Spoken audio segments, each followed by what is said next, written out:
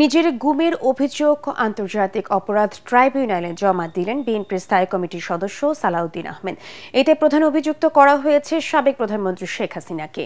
এর আগে গত 15 অক্টোবর তিনি গুম সংক্রান্ত কমিশনেও নিজের গুমের অভিযোগ জমা দেন। ট্রাইব্যুনালের চিফ প্রসিকিউটরের কার্যালয়ে দাখিল করা অভিযোগে আসামি করা হয়েছে 7 জনকে।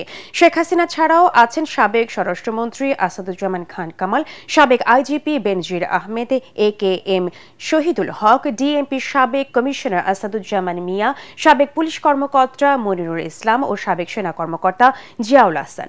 পরে সালাউদ্দিন আহমেদ বলেন, তথ্য উপাত্ত সংগ্রহ করতে সময় লাগায় অভিযোগ দাখিল করতে দেরি হয়েছে। তিনি বলেন, সরাসরি বিচার কাজ সম্প্রচার করা ইতিবাচক পদক্ষেপ।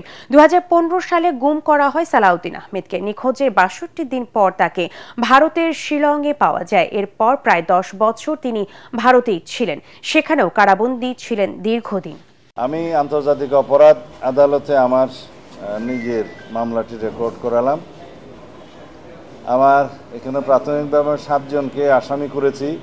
শেখ হাসিনা সহ স্বরাষ্ট্রমন্ত্রী তৎকালীন সহ আরও যারা র্যাবের এবং পুলিশের যারা জড়িত ছিল তাদের সবাইকে এখানে আসামি করা হয়েছে। যারা এনফোর্স ডিসঅ্যাপিয়ারেন্সের শিকার হয়েছেন আমার মতো, যারা জুডিশিয়াল কিলিংয়ের শিকার হয়েছে, যারা পুলিশি নির্যাতনে মৃত্যুবরণ করেছে, এই সমস্ত কিছুই আন্তর্জাতিক অপরাধ ট্রাইব্যুনালে যাতে মামলা হয়, যারা ভুক্তভোগী তারা যাতে মামলা করেন সেজন্য আহ্বান জানাচ্ছি।